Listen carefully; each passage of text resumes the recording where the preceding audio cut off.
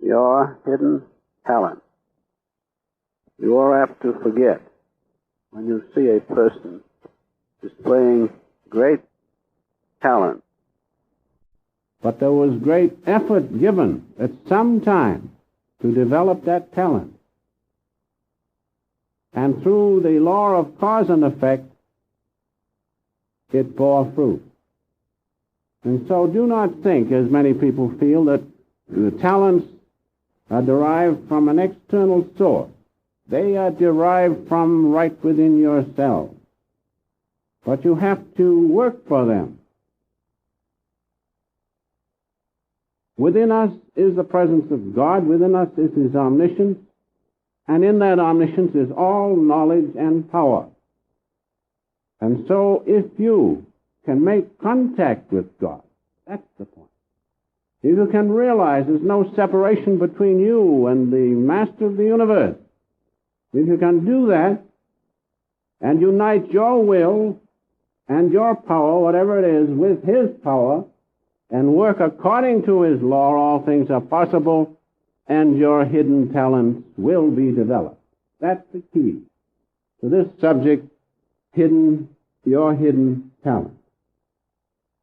But we must realize that as we are made in the image of God, we are imbued with His power and His force, and perhaps greater than all things, with His love.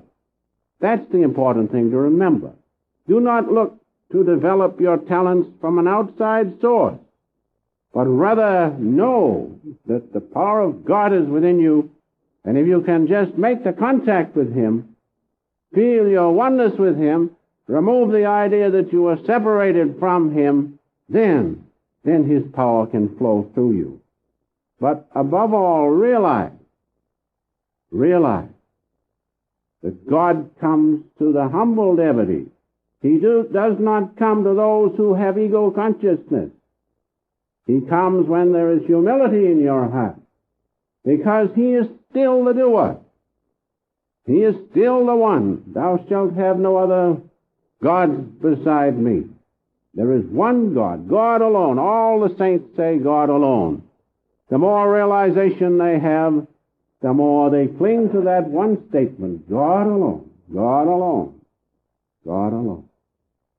Now in the autobiography it says these wonderful words, which I'd like to read to you at this time. The human mind is a spark of the almighty consciousness of God. And that means the human consciousness. We use mind in a carefree way, but when you say mind, realize it's your own consciousness. That's all you have. You have nothing else but your own consciousness, and that's a part of God's consciousness. And so it says, the human mind is a spark of the almighty consciousness of God. I could show you that whatever your powerful mind believes very intensely would instantly come to pass. So you see the key is there. These words are from Larry DeMarcia to Sir Kestriji. If we can make the contact with God and really know it, then whatever is God's will be done that way. Not what is our will. That's where the mistake is made. Also, in the same autobiography, Emerson said these wonderful words. We lie open on one side to the deeps of spiritual nature, to all the attributes of God. We're not just human beings, but we are spiritual beings. And on one side of us, we are open to the power and the omniscience of God if we can make the contact. Understand that. All the saints say the same thing. I was glad to read about Emerson saying that. We are open to God. The channel is there. We have to make the contact. Then our inner or hidden talents will surely be developed. We will not have to worry about them. Now, in the beginning, in reading the Bible reference, we spoke about how necessary faith was to uncovering your hidden talent. Faith is very important. Not belief, but faith. Faith, which comes through the realization that there is no separation between you and your Father. There is no separation, and therefore His power, His knowledge, His strength, His great love is with you. But that realization must come first. Then faith comes. Belief has doubt in it. Belief is an experimental state of consciousness, so to speak, an experimental feeling about the truth of anything. When you say, I believe that, isn't there doubt there? And so it's an experimental feeling about the truth of anything. But faith is an absolute knowledge, a positive knowledge of the truth of anything. And so when you say, Father, thou art with me, you don't say, Father, I believe you are with me, but you say, Father, I know you are with me. Then through faith, through your realization, you have faith because you see. You either see the light of His presence, you hear a cosmic sound reverberating through you, or you feel His great love in you. Now that's the difference between belief and faith. And so you can see faith is very necessary to bring out from the depths of your soul and being those hidden talents which you so desire to bring forth and live by. Understand that. Understand the difference between belief and faith. I'll explain it a little more in just a moment. Belief, you see, there's a doubt there. It's an experimental state of consciousness. I believe a thing.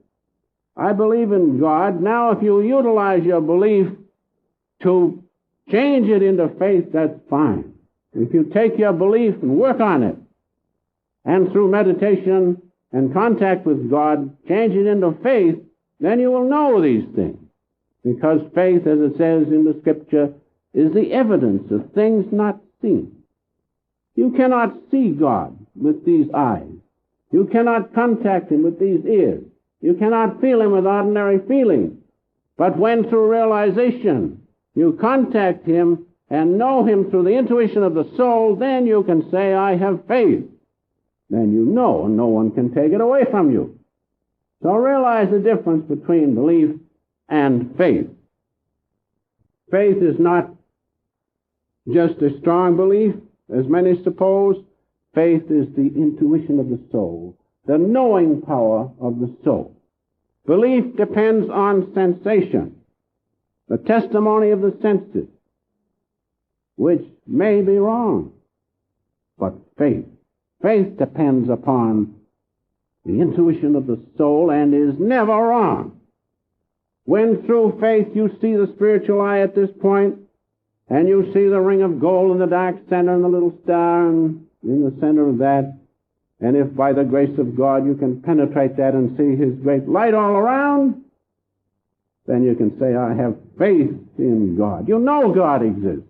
There's no just belief then. It is not just belief. It is real knowing and knowledge. So understand what faith is. Faith comes through realization. In the Scriptures we read, faith, in Hebrews, the 11th chapter, the first verse, now faith is the substance of things hoped for. We all hope for God. When you know Him through realization, you have faith He is. You know He is.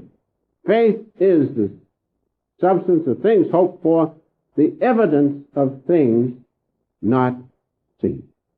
And so realize when you have faith, it is not belief, but you know. You know. And you know because through realization you know you have contact with God. That's the important thing to bring out your hidden talents is first to make the contact with God. Change your belief into faith. Realize that. In passing, one thing comes to my mind, the Sanskrit word for faith means without breath. Isn't that a strange thing? Faith means without breath. And in your meditation, when you contact the presence of God within as the holy vibration, the great comforter, you see his infinite light, or your soul is overwhelmed by the surge of his love, you're not breathing. There's no breath then. You have faith at that time. There's no doubt in your soul that God is. And it's most wonderful. The Sanskrit word for faith means without breath. And in your meditations, you know that there's a time comes when you're very peaceful. There's no breath bothering you. And you will know God, some aspect of him, his presence within you, as the sound of the light or his great love. There's no breath. Haven't you faith then? That's the difference between belief and faith. When you have faith, you can see the spiritual eye at the Christ Center. And greatest of all, you can feel God's love surging through you. Then you have something real. Don't you think that's the source of all talent? Of your hidden talents is to first make the contact with God. All things are possible with him. And if you join your will with his will, all things are possible. That's the answer to the subject this morning, your hidden talent. Is first make the contact with God, change your belief into faith, and know. And when you know, and you are one with God, all things are possible.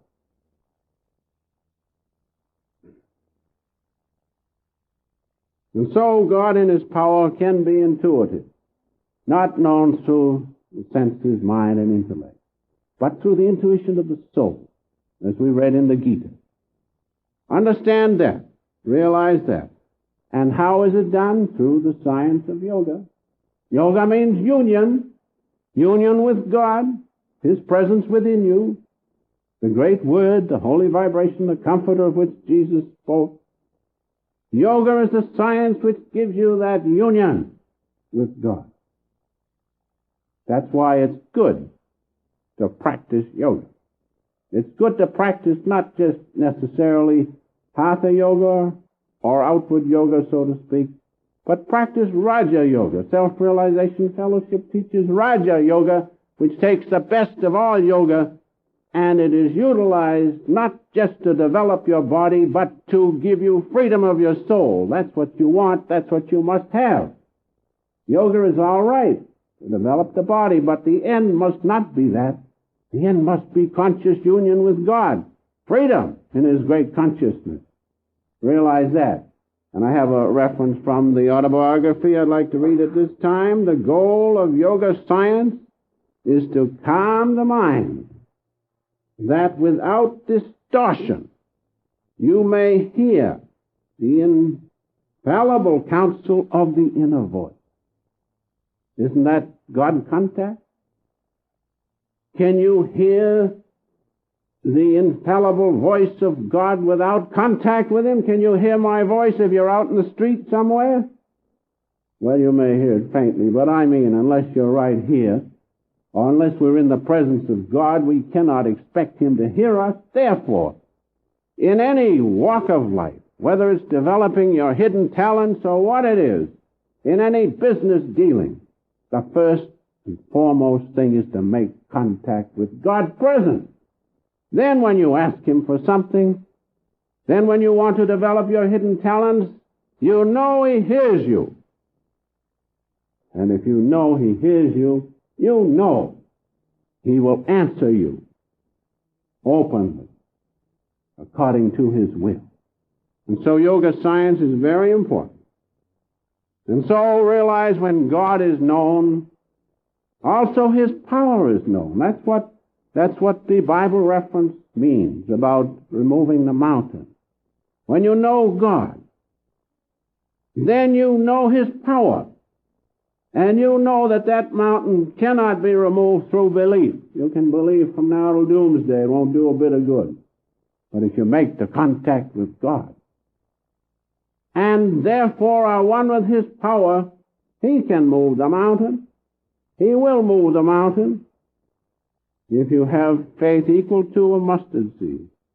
Imagine it. What a thing faith is. Faith means actual contact with God. Having that contact, then you know. Now, when you know through realization that this universe and all creation is made and sustained by the divine will of God, and then when you know through realization that your will is one with God's will, then all things are possible. That's the key to developing anything within you. Your hidden talents of whatever nature they are. You first must realize through realization that it is God, through divine will, which has created the universe upon universe and has all knowledge and all power. Then you realize your oneness with His will. Aren't all things possible? That's the main thing, is through realization to understand these things. And when you do this, then you have faith, and as God has control of all the electrons and the vibrations of His great creation, and you are one with Him, haven't you control of them if it is His will? I remember in India, Master was called to go into a house. There was a person who was very sick there, near unto death, and the devotees were asking him to go, but he said no. They said, if you do go, we know that that person will be saved. So after a while he went. And by the grace of God, the person was restored to health. So I said to him, but sir, didn't you know before you went in there that it was God's will? He says, yes, or I never would have gone. You see the point? It is God is the doer, and the greater the saint, the more they realize that. And they depend on God's will, not on their own little will. So understand that divine will controls all the electronic vibrations of the universe, and when you are one with it, then if it's God's will, do it. Then there'll be no doubt in your mind, as there was no doubt in the Master's mind. Jesus said the same thing when He said, I and my Father are one. His will was one with divine will. That's why He healed the sick, raised the dead, and did the miracles which He did, because He was one with God's will. And He says, what I do not. It is the Father who doeth through me. I and my Father are one. Why cannot we be that way? We can. Jesus said we could. We can, because we're made in the image of God. One little incident comes to my mind, a personal experience which I hope you'll pardon. But one time back in Boston, a long time ago, on one winter's night, I was going into a self-realization meeting, and I was hurrying, and it was slippery and icy on this particular bridge, and I came up over onto the bridge, and there was a car track and just room enough for a car to go by, but there was some car that had got up there just before me, and it skidded, and it was right across the path. Well, I thought for a minute. It wasn't my car, it was my sister's car. She was with me. Sister Yogamata was with me. And I was thinking, what a shame. She lets me take her car. I'm hurrying to God's work, and look what I'm up against. I knew that I'd have to hit it, because I felt that way. And then, as Master had taught me, and teaches all of us, when you're in trouble, always look at the Christ center, and God is there. The light which you see is the presence of God, so I looked there. And it was just as if a big force had just stood out in front of the car and slowed it right down. And just close to the other car, it stopped. Now, my sister was there, and I turned to her, I said, did you feel that? She says, yes, I did. Sister Yogamata was there. She says, I felt that too. Now, that wasn't anything we did. That was God's control of the electronic vibrations of the universe, the pranic energy which slowed down that material thing known as the automobile and saved us from trouble. So with God, all things are possible. But those who think they do it by praying to God, they do it through God, but they do not do it themselves. And that was a great lesson. The lesson to realize that with God all things are possible. And He responds to the humble devotee. If the devotee really wants God in his heart, and feels the great love for God, he responds. Master used to say, God's more human than you can imagine. And I found it that way. Your least little wish, if you really humbly want and love God, he will respond to it. He will bring it about.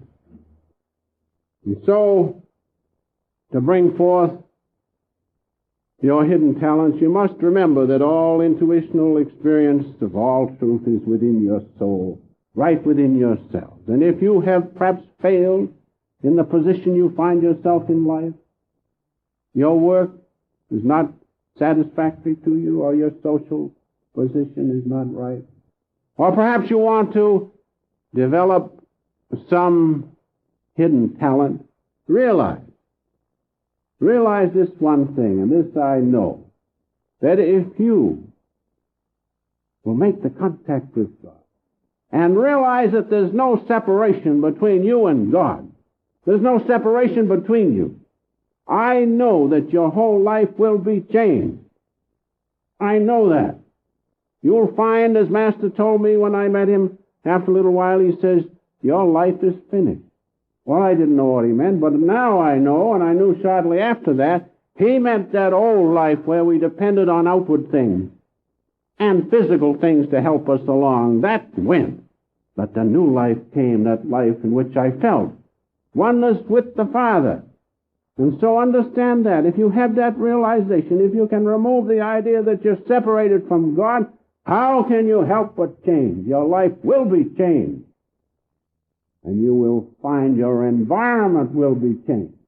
Many people come to me and they say, oh, I can't meditate. I don't like the place I live in. The kids are hollering and there's a noise all around. I said, meditate. Meditate and love God. He'll change the environment and the kids will be taken away. And that's what happens. These are facts. But we try to do it ourselves and we don't give God a chance. Many will testify to that. Everything is changed for the better. Master said that. Juke Testaji says that in the AY. The moment you turn toward God and to become spiritual, all things change for you. What's the use of it? What's the use of following God unless it's going to change and for the better? Of course, there's a little rough middle ground that makes you think it's a long time in changing, but if you keep at it, it will change.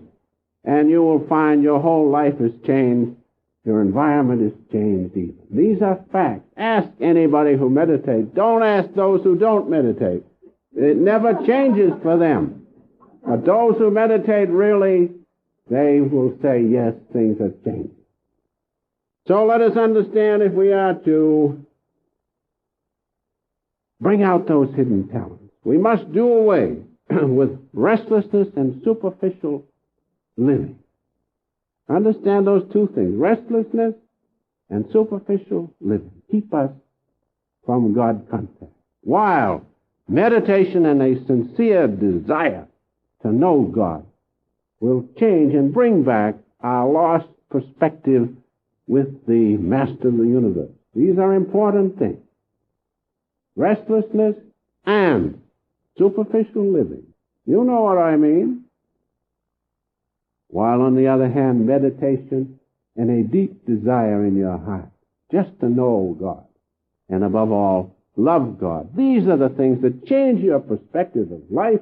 The whole world seems different when you just do those things rather than follow these outward ways of living. Change to meditation and a deep desire to know God. Now finally, developing your hidden talents will without doubt enrich your life. It will change others. But the greatest talent that you can develop, and this is very important, is the talent of loving God. Many people say to me, how can I love God more? That's right. If you can develop within yourself the talent of loving God, that's the greatest thing you can do. Nothing else matters if you can do that. If he responds to his humble devotees, you have everything. You have everything. That one thing is the important thing on developing your hidden talent, is to develop that one talent, the ability to love God. Doesn't the Bible say that? Love God with all your heart, strength, and mind. This is the first commandment. And the second, love thy neighbor as thyself. On these two commandments hangs all the law and the prophets. Don't you think the greatest talent you can develop, that I can develop, is to love God? Loving God, and if he responds to you, you have everything. Nothing else matters. Nothing else matters. In Master's little book, the Master said, one student asked him, or told him, my desire for God is very intense. And the Master replied, this is the greatest blessing. To feel his pull at your heart. That is, to have that ability to love God and feel him respond to you. It is his way of saying, too long you have played with the toys of my creation. Now I want you with me. Come home. The most beautiful word. So, never mind about the other talent. Develop that one talent first by making contact with God, the ability to love God. These are the first commandments, the greatest commandments. Thou shalt love God. And finally, if you are the greatest artist, the greatest statesman, the greatest benefactor, and have not God, what have you? You haven't any.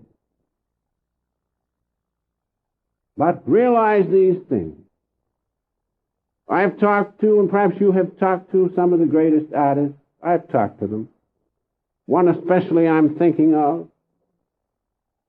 And this particular one says, oh, what is all that? Nothing. God alone is. She had the greatest career, perhaps the greatest artist in her line. But that's what she says. That's nothing. Oh, that's nothing. Just part of the play. But feeling the presence of God is the real thing. Now that's from one of the greatest artists. So understand that. You may have all those things. If you do not have God, you have nothing. Understand that. And secondly, be humble with God. God does not respond to help you develop your hidden talents unless you are humble. He does not come to the egotistical consciousness or the devotee with the egotistical consciousness. He does not come.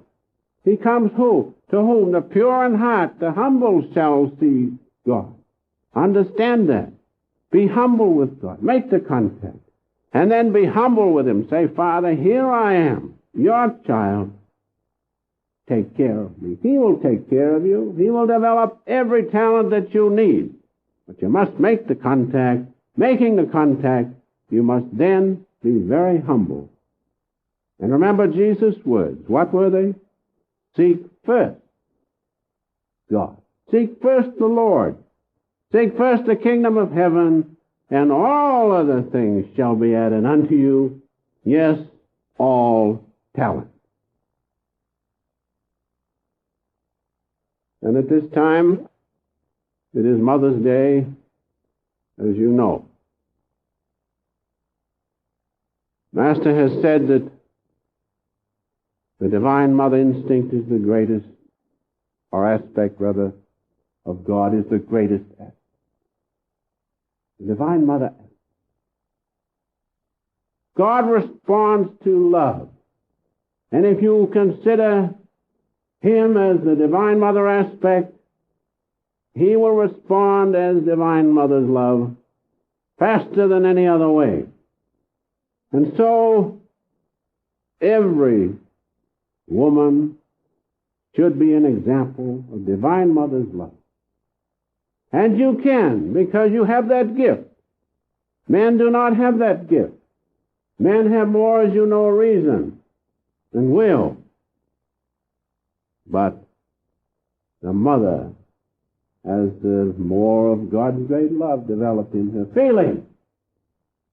Master told me once, he said, let your life be an example, a spiritual example for others to follow, to our one abode of light, where all will meet who live and do right.